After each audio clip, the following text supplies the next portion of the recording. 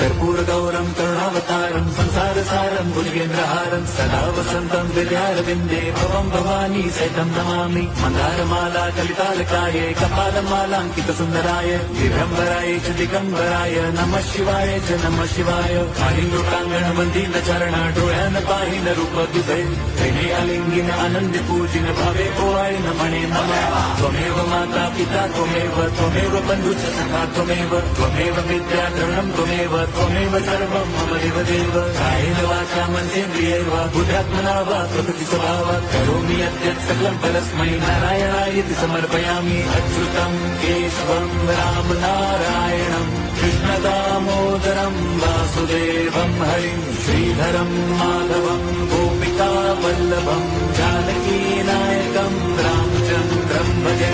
Hare Ram Ram Ram Hare Hare Hare Krishna